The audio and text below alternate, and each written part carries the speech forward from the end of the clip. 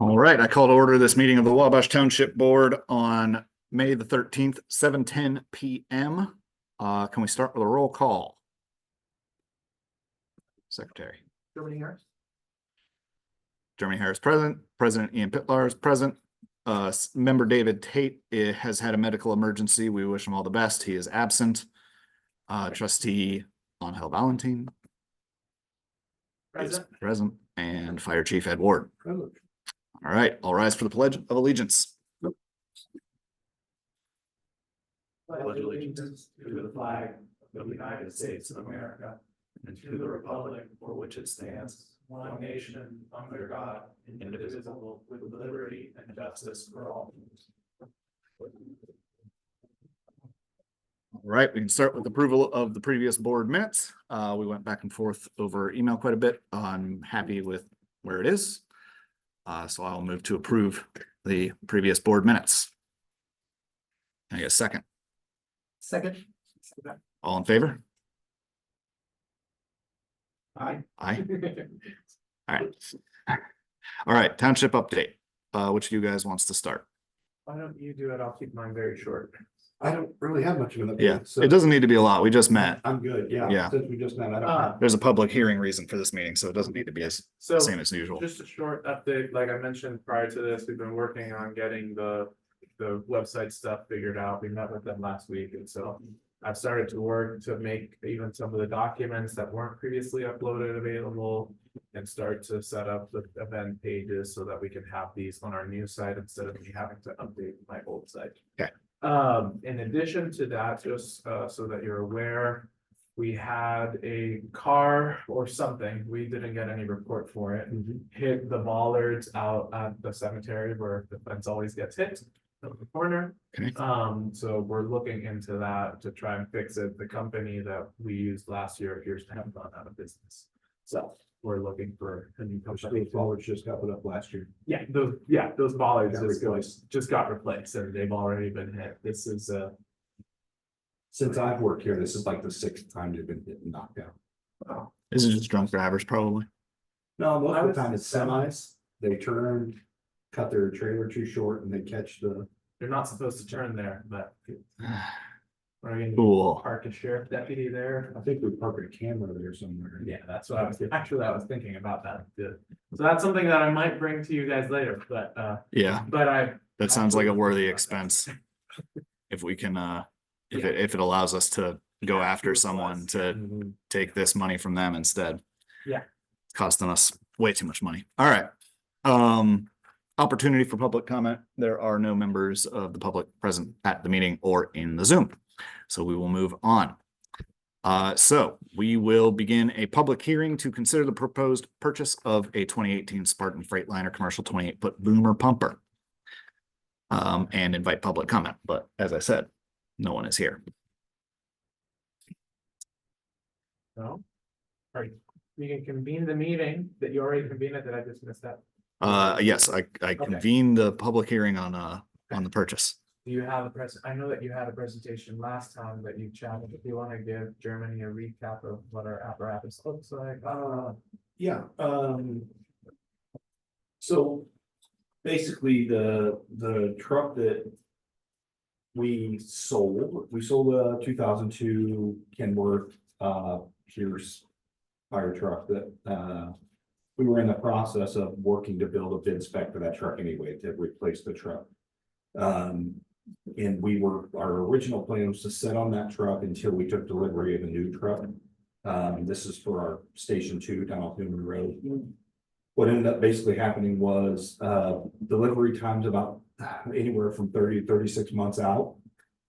And through that process, as we were looking, we were getting bids for trucks to be built. The manufacturers ended up kind of telling us that right now the market's pretty hot for used vehicles for that reason. So they were saying, hey, if you have any interest in offloading that truck, you probably get the most money for it now. So we ended up selling the truck before we could even list it. Mulberry over in Clinton County, they were in need of an engine and they had an interest in the truck. So we ended up selling our 21-year-old truck to them for $91,000 or $90,000. Because we thought it would go a long way towards a new truck. So Through that process, we also started looking at used trucks because we had specs built from three of the big companies, Ferrara, Spartan, and Lexus. We had them build us specs for the truck, for a new truck. And we were everywhere from 700 to 750,000 just for the truck without loose equipment. So we too kind of just started looking a little bit used wise to see what we could get. We wanted something that was newer than 2018 or so. We were trying to keep miles low. We figured it was going to be hard for us to find what we were looking for because we had a lot of needs in the truck that's going down there. We wanted 4-wheel drive. There was a whole lot of different things that we wanted. We actually found a truck that met most of the stuff.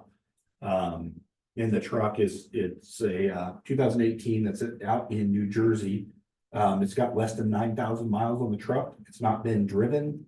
But they've been maintaining it. They've got pump test records and they've got all the maintenance records and all that stuff. And the truck was listed for 400,000. We started looking, started talking to them about it. So we kind of had the urgency to get a truck right away. We've got the ability to wait until we were able to take delivery of a truck. It does put us in a different spot, though. The truck that we have down Station 2, the plan for that is to be a shorter truck because all the areas down there are pretty tight, hilly, windy. But the truck we initially had was one of the longest trucks we had. So we were waiting. We found this truck and the ability to potentially save us $300,000 to $350,000 on a truck. I kind of hit him up pretty quick and was like, hey, we want this truck. We don't have to wait 3 years to take delivery. By the time we would take delivery of the truck, prices will go up again anyway. So we were expecting the same $700,000 to $750,000 truck being close to $750,000 to $800,000 by the time we took delivery of the truck. So this truck's 4-wheel drive. It meets all of our requirements. It's a shorter truck, all the things. We have a big list of stuff in our specifications that we were looking at for a truck. This truck checked most of those things, but more importantly, it checks the most important things, our highest priority items. It checked off. So, and truthfully, I don't know where you're going to find a 2018 truck with less than 9,000 miles on it. Yeah. The truck's been just immaculately taken care of. So, so that became kind of the sense of urgency to try to hurry up and get it as quick as we could before somebody else latched onto it. So, so we've got all the info of the truck. I can email it to you. It's pictures and it's kind of the rough layout of the fire truck. But it meets all of the requirements we have for the truck. The goal is going to be to house the truck. Since our paid staff is here in this building, we're trying to relocate most of what we call front run apparatus, the first out trucks in this building. So we'll end up having that truck, instead of it being located at Station 2, it'll be located here for that area since our duty crew is here. And we'll just relocate something else at Station 2. So, so the goal is to kind of have the bulk of the first out trucks housed here. So, but we lined up with them. We talked to them about the truck. The truck was listed at, I said 400. It was $399.99 or something like that. We talked to them last week. We were able to get them down to $375 on the truck. They're giving us a year warranty on the truck.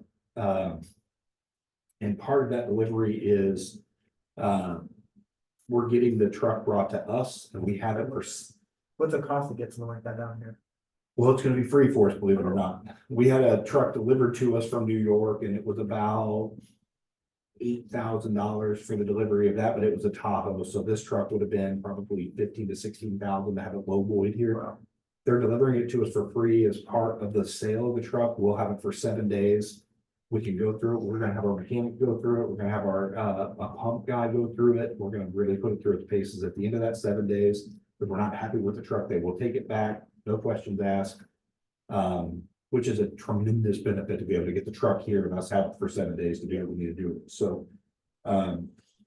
it's just the truck that we're looking for. And now we've got the ability, instead of dumping that 700 to 750,000 into a truck that we'll wait 3 years for, we can now start the process for the next truck that we will need in 3 to 4 years. So So it just kind of puts us a truck ahead and it's saving us, 350 grand. So,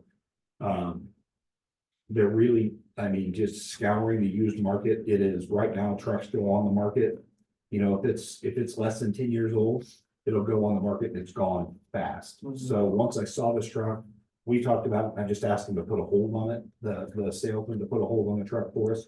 He's been super gracious about the amount of time he's allowed us to put the hold on the truck. Because obviously he knew we had to go through this process and all of that. So, Yeah. I assume most of his clients probably have to do the same. what that? I assume most of his clients probably have to do the same. Most of them. Because they're all do, yeah. governments. We did talk, originally this truck was supposed to be available, October-ish. To be released from the department out in, New Jersey, but, and in talking to him last week, he said that he believes that we can get a purchase order completed this week for the truck, they'll be able to get it released sooner. And they don't need the truck, it's just a public perception thing, they didn't want to offload a truck without their other truck being there, but, since they know that we're interested in the truck and we're in, he's gonna play to them that we're in a big hurry for the truck, so they can, they'll get released to us quicker, so hopefully if we get everything panned out, or everything pans out, it's coming with some of the loose equipment on it. That we would need to buy, so we've got some stuff from the truck we sold, there's some stuff on this truck. So hopefully our loose equipment purchase for the truck won't be huge, so. So, anything else I forget? No, I think that covers it from the fire side. I can talk a little bit more about the finance and what we did to get here. So we, first off, when that came through, I didn't know 100% what the process was for the purchase of an apparatus, especially used apparatus, what the process needed to be on the legal front. Usually if you're going through bids, you have to have a sealed bid process and whatnot.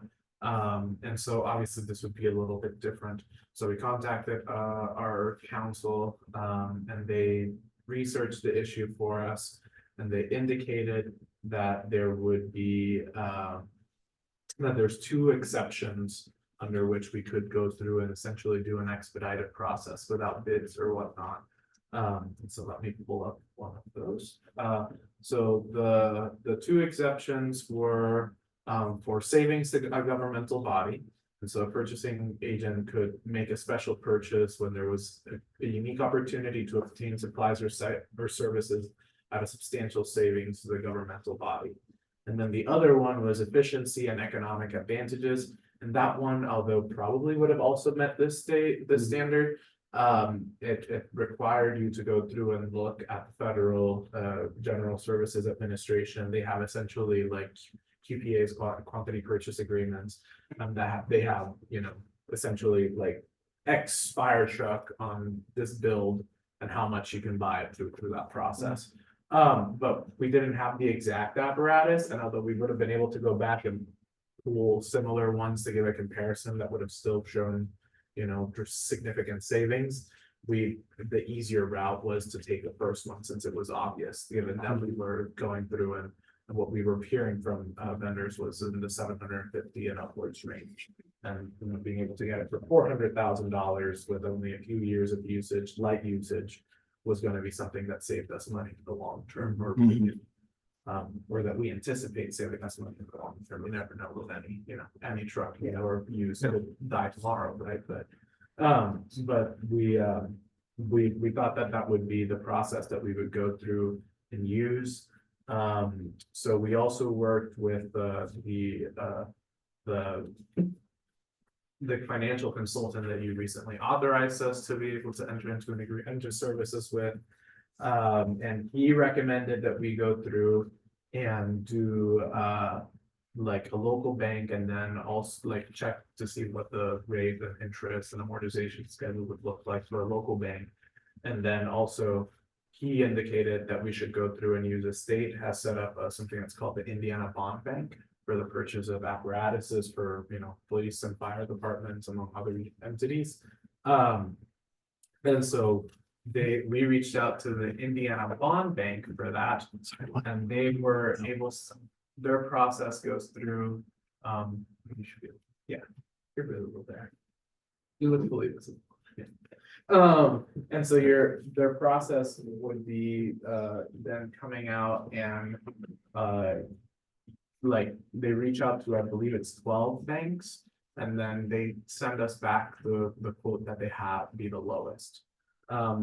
So we first got the lowest quote. I then reached out to them and asked if they could provide us information for the other offers that they received. So I was able to communicate to the board what those were and what the anticipated cost was.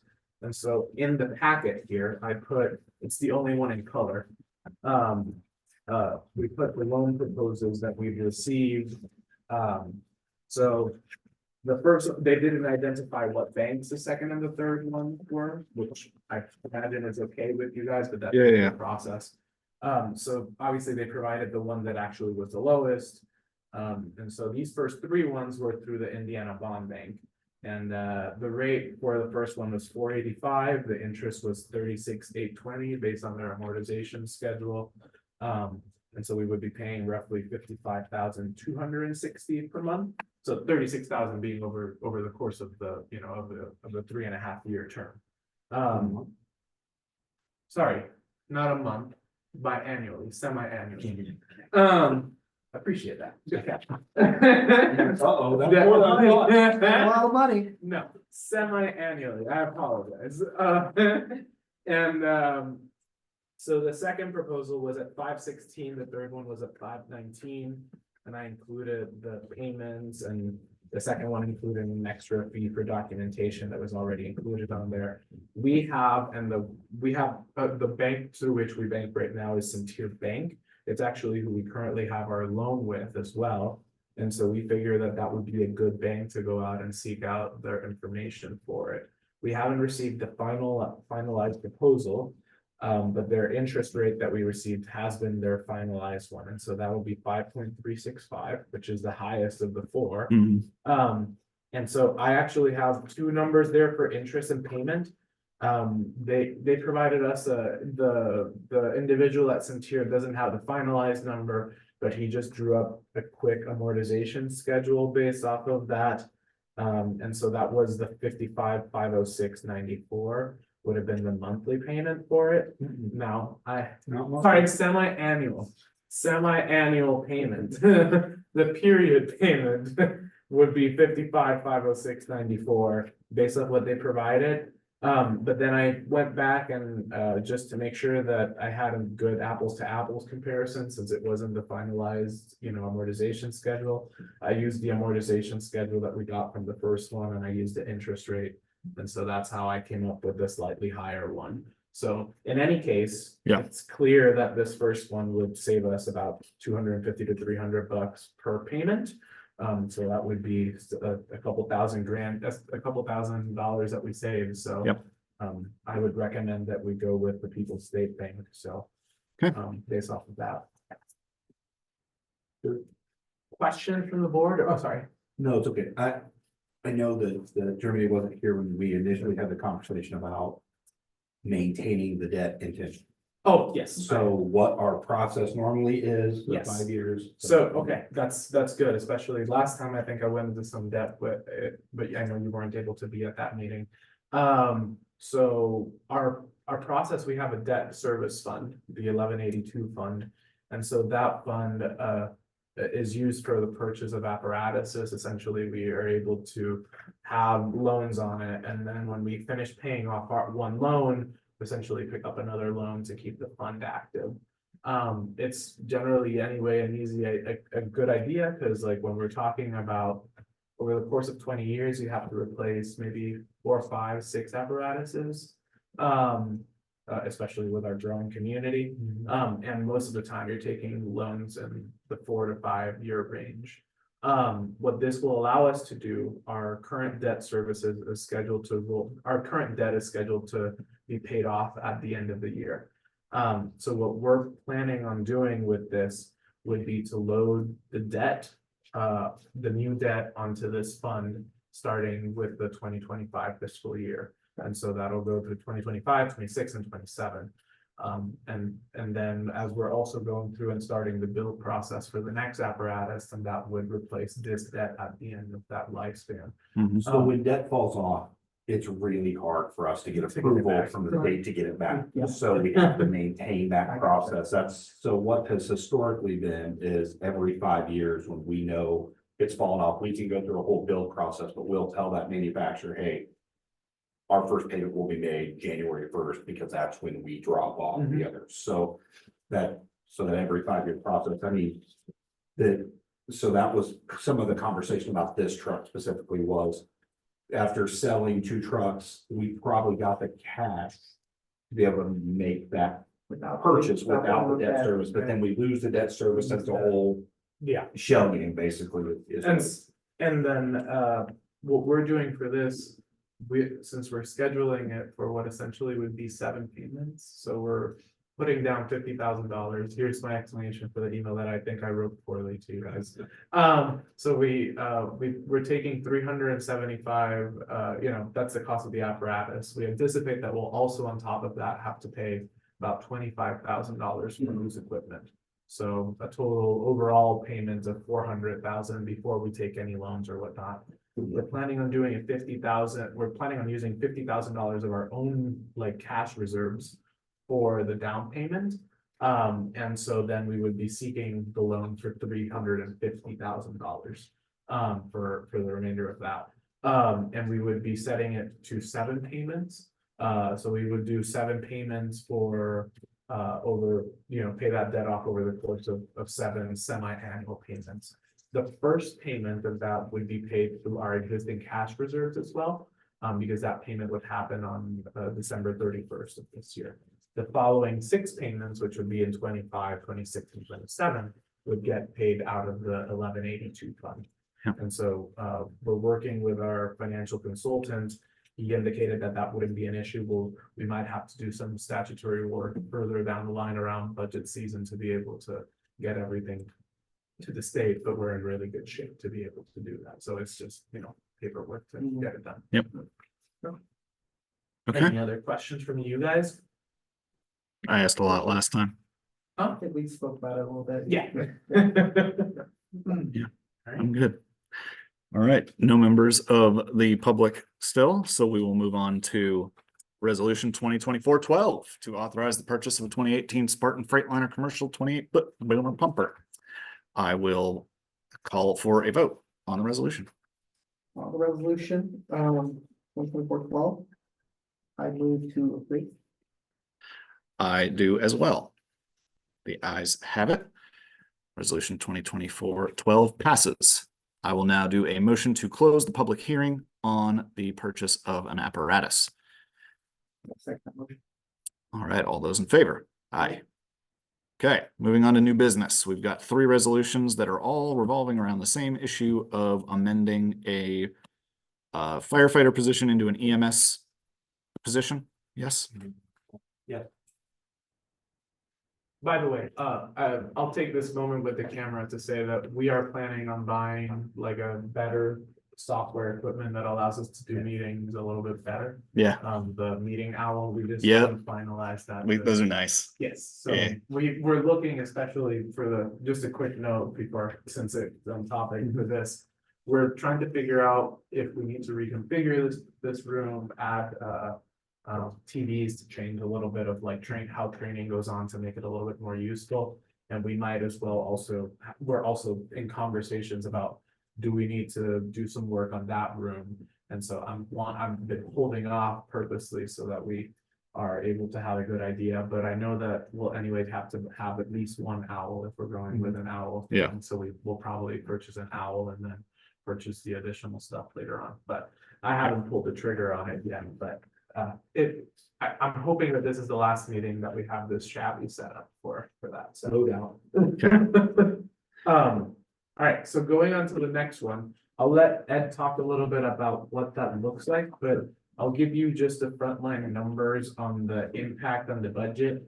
For this year, first off, there won't be any, we won't be going over the amount that you guys have approved, because we've had 2 positions that have been vacant for a significant portion of the year. Yep. So even as we move money, we will still be under budget for the salary and benefits pieces. Now, long term, what this would be, it would be about a $12,000 to $15,000 per year increase in today's dollars to go from those, because we would essentially be removing one firefighter first class position that we would be able to fill, and putting this EMS or senior EMS position that would require a little bit more salary. It would always also be a little bit different when it comes to their retirement benefits and FICA, because right now our firefighters don't have FICA taxes as we currently have it set up, so we're not paying any FICA for them. And also their contribution or their our expense towards their retirement is based on the salary of the firefighter first class. When we go to this EMS or officer position, it would be not it wouldn't be a firefighter fund retirement, so it would be under the civilian retirement process. Hmm. So that one's a percentage, fixed percentage of their salary that we would be paying, contributing. So it'll be slightly different. So but that's on the financial piece. So it's long term, it's a $12,000 to $15,000 increase per year to have this position Okay. instead of a firefighter. But Ed can talk a little bit more about the benefit of the position itself. So basically, we've got right now we have two open firefighter positions. One of those positions was the floater that we added last year. We'd initially added that position as to help cover vacations, to help cover any extended periods and extended leaves to float that person around, fill a hole. We have, again, through this process, as we're working on making that transition to ALS not transport, we've started to kind of retool a little bit. There's a ton of work that we're having to do on the back end to get all that done through dealing with the DEA and the state and all of those things to get all the agreements in place and all that. We've discussed the need for the last process we did, we were trying to do a lateral process to try to pull some firefighters that were already paramedics. Which again, the job market right now for firefighters and especially paramedics in the state of Indiana is crazy. So you can pretty much walk out your door and find a job. So unfortunately, because we're not able to pay what most are, that process didn't turn out like we were, kind of shooting in the dark for hoping for. So what the thought process is that we would like to try to have an EMS officer that's here solely responsible for EMS side of our business, which is what we do 80% of the time, 75 to 80% of the time. Yep. Of the EMS. So through this process, there's a lot more accountability process that's got to take place once we have meds here. Not just meds, but we'll also have narcotics here. There's a whole lot of accountability that goes into that process. We've had to purchase new they're narcotic boxes that are locked that you gotta have codes to get in, and those are all ordered and they should be in any time. There'll be one in our supply room and one in each of the trucks with the narcotic will be in. But we still have to have somebody going through that whole process, somebody doing audits on our reports. The reports all have to be submitted for reimbursement through, we won't be billing, but the hospital with our agreement with them will be paying us so much per run. So there's a whole lot of process that has to take place on the back end. And there's a lot of need for oversight of that process. So we initially had talked through this process about having like an EMS captain that's here. Sherry Hertz is our EMS division chief right now. And the talk was having a paramedic that can be here responsible for EMS. And it has to be a paramedic, simply for who's answering to who. When it comes to narcotic use, when it comes to run audits, a paramedic needs to be auditing paramedics' reports.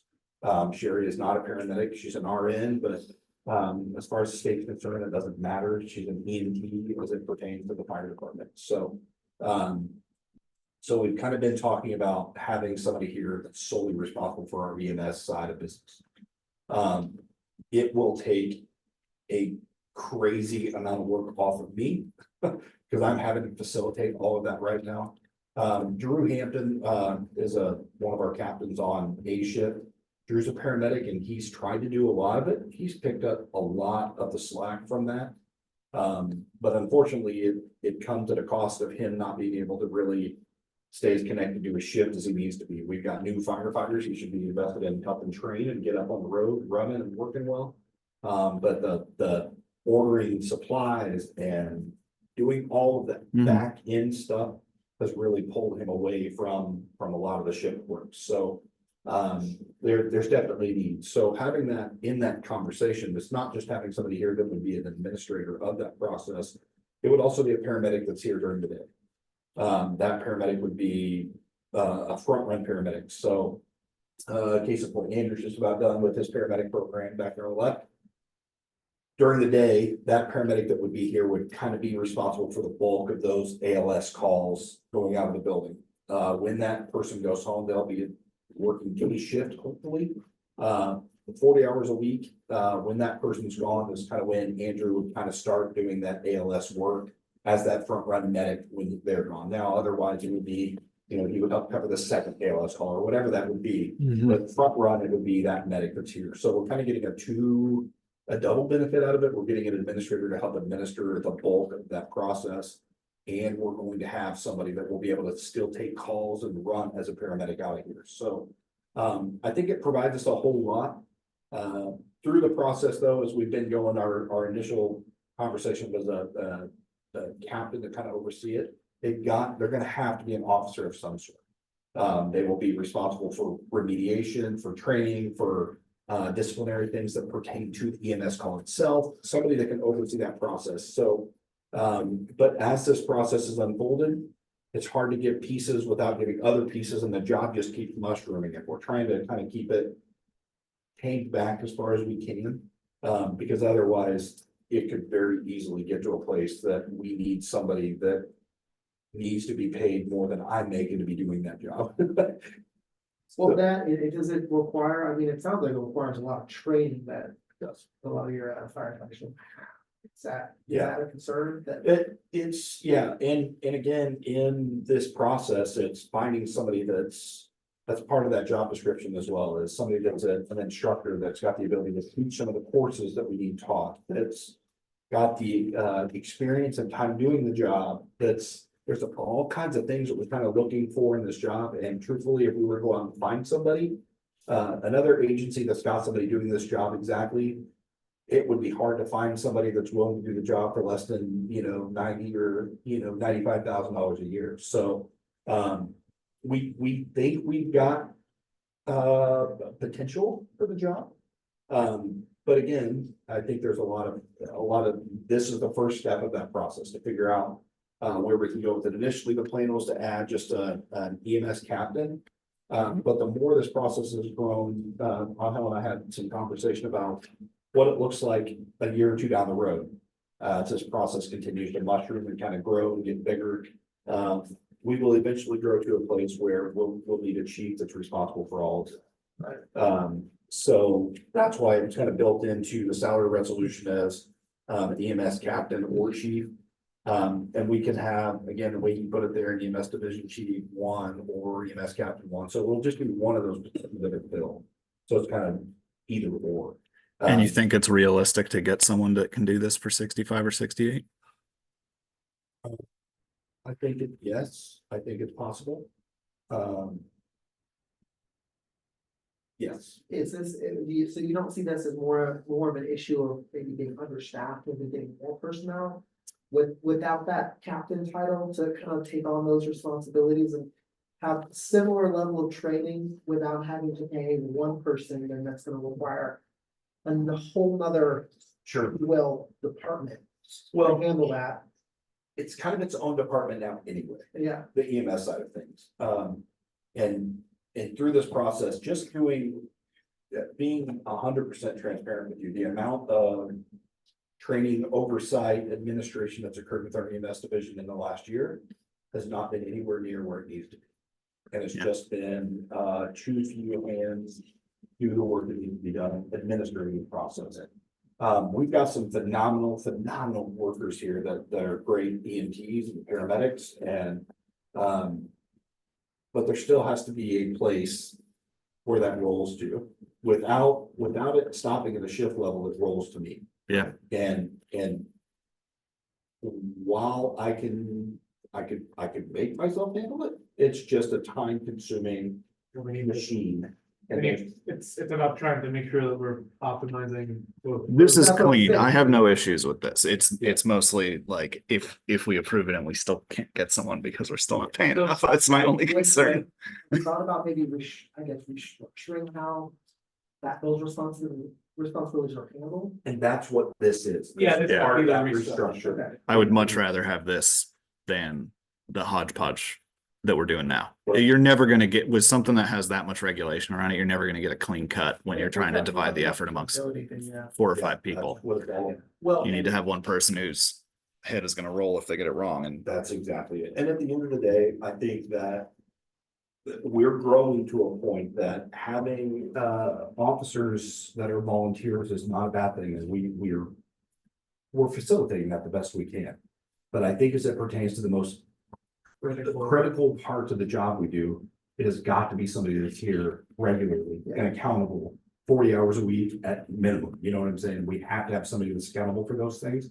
And right now, that's just a lot to ask. Sherry's trying to facilitate our MIH division and trying to do EMS stuff with Drew's help. It's just, we just are not structured right now in a way that I feel, as the chief of the department, that we are doing a good enough job of facilitating the EMS side of our business.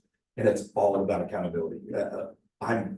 Without it, I don't know that I would be okay having narcotics in this building. Right. Just that in and of itself is a logistic, it's a liability nightmare. that's it. It's a liability. And I think there needs to be that daily supervision of that process. Right. So you're saying the 2 positions would be the floater position and then also the EMS scout? So EMS those are, We're those would be the changing ones that the are floater. changing, The so floater we're position- changing in floater, We're we're moving the floater for this EMS officer. Okay. Which is why it's only costing 12 grand. Okay. yeah, okay. so we're going to still have, I say we have 2 positions open now. We have 2 shift firefighter positions open now. One of those positions is the floater that will go away as part of this process, so it'll be a trade, and then we're actually hoping next week to do interviews for our other open positions, so. And so, just a little bit more detail on this. I know that it comes a little bit out of the blue, but we've been doing a lot of, discussions about what our structure will be like in the next 5-10 years. I think, I know with Ian, I've had this conversation. Part of what we're trying to do here, and it'll sound a little weird or funky, but right now, like what we're thinking about is what are our constraints when it comes to our funding? And where do we need to be by the end of when we have, so our constraints to our funding is our maximum levy, right? And the next time that we'll be able to do an increase to the maximum levy will be in 2032. And then going into 2033 would be when the funding would come, when we would be able to do. So obviously our money will increase year over year, but it won't be, it'll be at the flat, like 4 or 3 or 5% that the state allows the levy to grow each year. So part of what we're trying to do is maximize the money that we will have available for staffing over the course of here to 2032. And then be able to, in 2033, or, in 2033, whoever is in this office and this office, and in your guys' seats will have more flexibility to be able to go through and continue to grow the department at a faster rate, if you will, at that point, based on population growth, et cetera, that we're anticipating based on, our communities changing. And this is just but one piece of it, we've been submitting we submitted for a safer grant as well. And if we don't get it, we'll take the recommendations and the feedback on that grant and we'll apply again next year. Cause that's kind of what we're trying to figure out. So we're trying to build up so that we have the funding available to stretch that out. I think that we would still, with this position, be able to get to a place where by the end of 2032, we would be able to be at 5 firefighters per shift without a safer grant. What we're interested in a safer grant is that we believe that it would allow us to push the timeline forward a couple of years into being able to get to 6 firefighters per shift. On top of this position of the chief and the deputy chief. And so that's kind of what we're going for over the next few years. And so I still don't have a final plan to present to you guys, because that's part of what we're using the financial consultant for, to try to map that out over the next few years. But this feeds into that trajectory that we're trying to get to, to make sure that we're well staffed, from here to there. I think a couple things contribute to this process, though. Our run load obviously continues to grow, but beyond that, I think that, obviously the transition to ALS contributes to the need.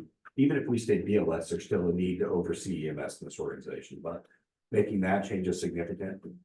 But we also have a pretty good idea of a large investment that's been made in our community very recently that is going to end up drawing a significant population growth for us, which is going to drive numbers for us, which is going to drive all of these things. And what I don't want to do is what we've done here, at least since I've started, and I think we can go back 20 years probably, and that's play catch up.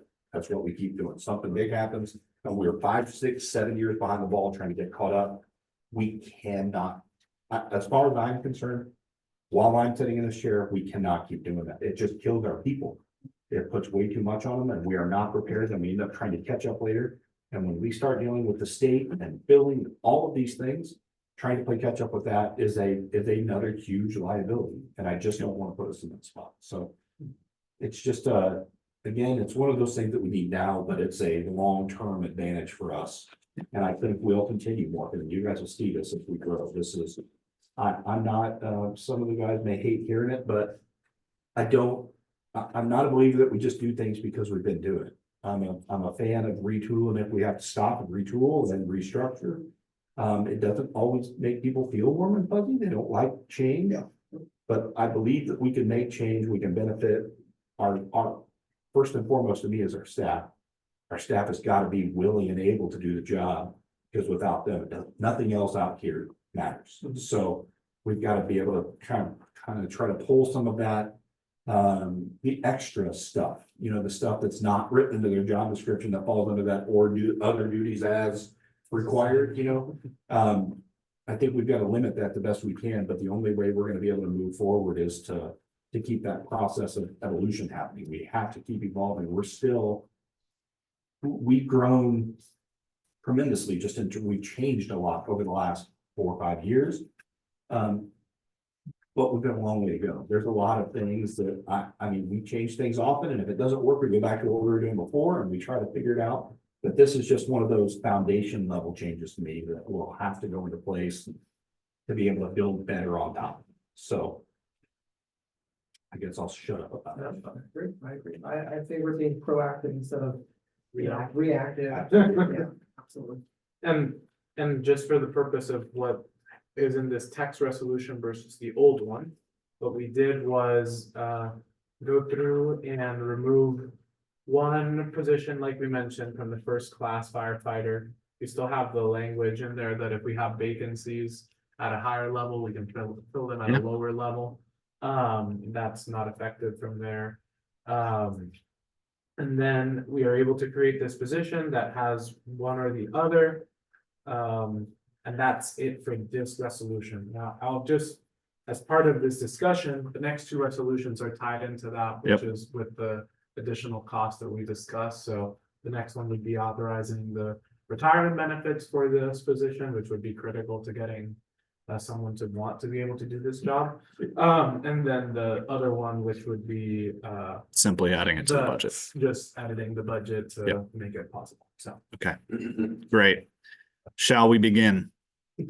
Resolution 2024-11 to amend the 2024 salary resolution, changing one fire department position to an EMS officer position. I will call for a vote on resolution 2024-11. Second motion. All right, all those in favor? Aye. Aye. Resolution passes. Resolution 2024-13. Resolution approving the addition of the EMS officer to the PERF Hybrid Retirement Fund. I will call for a vote on resolution 2024-13. and Second. We need some. All right, all those in favor? Aye. Resolution passes. Resolution 2024-14. amending the 2024 firefighting 1111 fund to add the EMS officer position. I will call for a vote on resolution 2024-14. Second motion. All those in favor? Aye. Aye. Resolution passes. Excellent. Next meeting will be our regular bi-monthly meeting on June 18th at 7 o'clock. Does anybody have any announcements before we adjourn?